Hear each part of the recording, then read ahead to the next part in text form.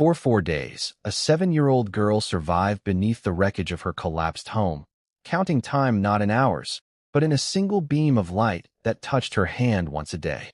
This is the story of Roshni and the father who never stopped digging, even when everyone told him it was already too late.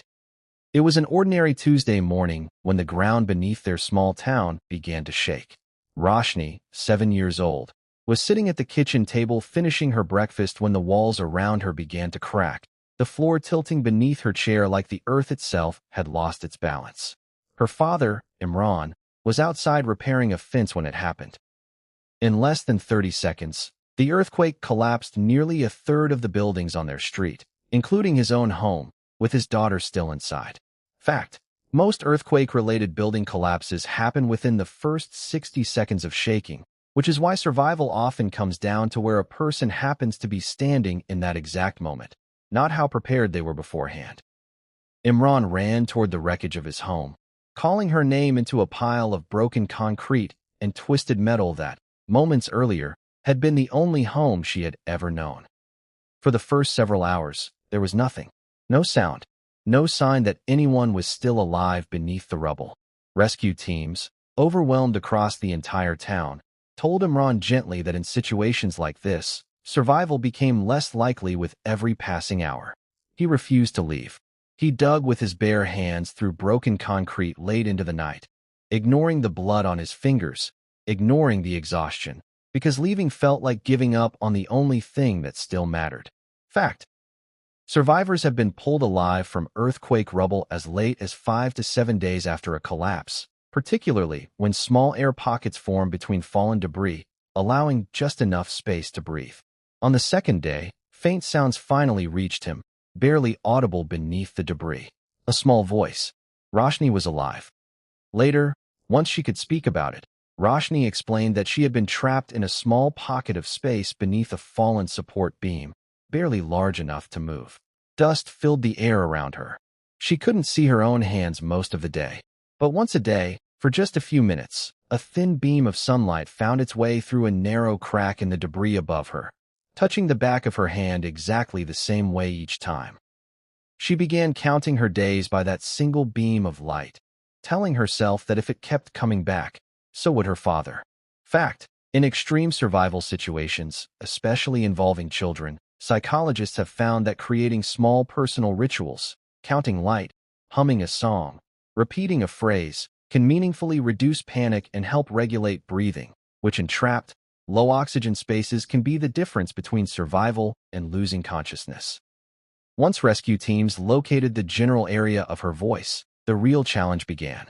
The debris above her was unstable, layered with broken concrete slabs that could shift or collapse further with even the smallest wrong movement.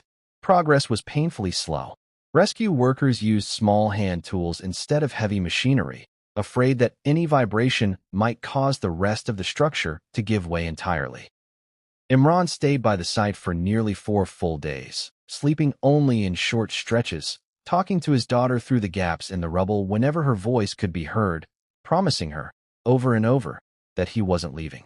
Fact: rescue teams often specifically ask trapped survivors to keep talking, humming, or tapping rhythmically, not just to monitor their condition, but because maintaining that connection has been shown to measurably improve a trapped person's chance of staying calm enough to conserve oxygen and energy.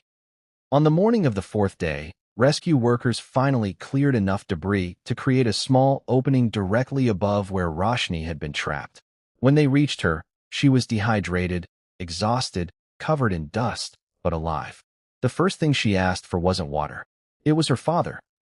Imran was the one who lifted her out himself, refusing to let anyone else carry her those last few steps, holding her the way he had every single night since she was born.